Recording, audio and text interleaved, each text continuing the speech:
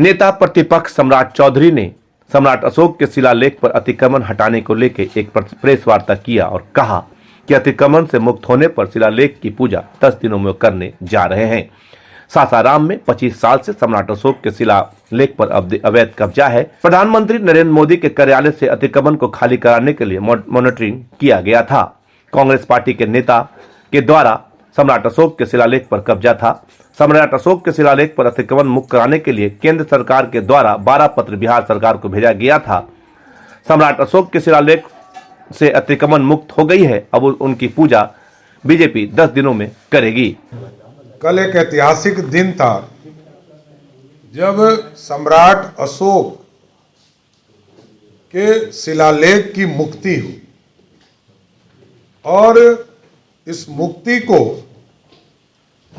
हम एक विजय दिवस के तौर पर भी मनाने का काम करेंगे और हम शिलालेख पूजा भी करेंगे। अगले 10 दिनों के अंदर भारतीय जनता पार्टी के कार्यकर्ता वहां जाकर शिलालेख की पूजा करने का भी काम करेंगे। ये हमारा इतिहास है। हम भारत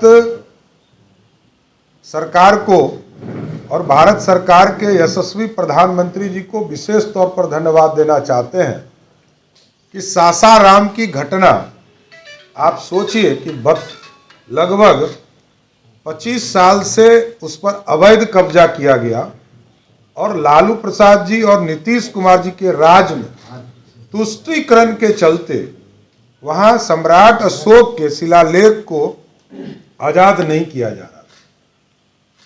हम प्रधानमंत्री जी को इसलिए विशेष तौर पर धन्यवाद देना चाहते हैं कि हमने 1 अक्टूबर को इस पे धरना दिया था और उसके बाद ही प्रधानमंत्री जी के कार्यालय से लगातार इसकी मॉनिटरिंग की जा रही थी कि इसको खाली कराया गया कि नहीं किया गया। पुरातत्व विभाग भारत सरकार को लगातार वहां बैठक करने के लिए भेजा गया और वहां के चाबी, ये भी सोचिए कि कांग्रेस पार्टी के एमजी अंसारी जी के द्वारा, ये कांग्रेस पार्टी के नेता हैं, ये सम्राट अशोक के शिलालेख को कब्जा किए हुए थे। ये कांग्रेस पार्टी के नेता हैं। इसलिए महागठबंधन के लोग नहीं चाहते हैं कि हमारा इतिहास दुनिया देखे। हम जिस भारत के अशोक स्तंभ की पूजा करते हैं, हमारा पहचान है, उस अशोक सम्राट अशोक के शिलालेख को ये दिखाना नहीं चाहते। उसको अवैध कब्जा किया गया और लगभग 12 चिट्ठी भारत सरकार ने भेजी बिहार सरकार को। बिहार सरकार के कान पर जू तक नहीं रहेगा। और जब हम लोगों ने धरना दिया, पूरी भारतीय जनता पार्टी के नेतृत्व, यहाँ के प्रदेश अध्यक्ष ने भी पत्र मुख्यमंत्री को लिखा, कुछ नहीं हुआ। प्रधानमंत्री के कार्यालय ने पूरी तरह पुरातत्व विभाग को भी मॉनिटरिंग किया। आप जाएं, डिस्ट्रिक्ट मजिस्ट्रेट से बात की, मैं स्वयं गया डिस्ट्रिक्ट मजिस्ट्रेट को प्रोटोकॉल तोड़कर। मैं कैबिनेट मिनिस्टर के दर्जा में हूं तो भी मैंने प्रोटोकॉल तोड़कर जाकर ज्ञापन दिया और यह आग्रह किया कि इसको यथाशीघ्र कार्रवाई किया जाए। हम जिला प्रशासन को भी धन्यवाद देते हैं, उसने पूरी कार्रवाई की। पुरातत्व विभाग वहां पर जाकर लगातार बैठा रहा और प्रधानमंत्री कार्यालय ने इसको आगे बढ़ाने का काम किया।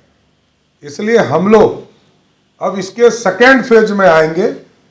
अभी एक चाबी उपलब्ध कराया गया है पुरातत्व विभाग को और हम वहां जाकर उस शिलालेख की पूजा करेंगे और जब शिलालेख की पूजा कर लेंगे तब पूरी तरह संतुष्ट हो जाएंगे कि हमारा शिलालेख सुरक्षित है। और उसके बाद हम भारत सरकार से और बिहार सरकार से भी डिमांड करेंगे कि आप उसके सौंदर्यीकरण का काम करें। हम अभी गुजरात के चुनाव प्रचार में थे और जूनागढ़ में इसी तरह का शिलालेख एक पड़ा हुआ है।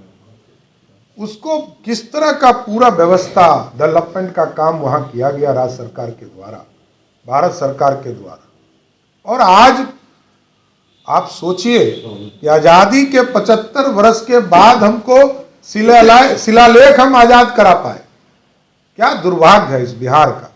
इस देश का कि जिस राजा ने अखंड भारत का सपना देखा था, जिस राजा ने इस भारत की कल्पना की थी, सबको जोड़ने का काम किया था, उस राजा जो हिंदुस्तान का प्रतीक है, आज भी तिरंगे में गोल चक्र जो है सम्राट अशोक के हैं, अशोक स्तंभ उनके हैं, उसके बाद भी इस तरह की स्थिति बनी हुई अत्यंत ही दुर्भाग्यपूर्ण है।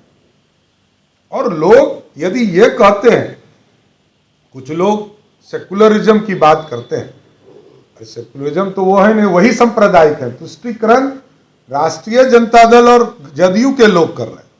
आप यदि किसी एक समुदाय को आगे बढ़ाने की बात करते हैं, यही तुष्टीकरण है। और हम सबकी बात करते हैं।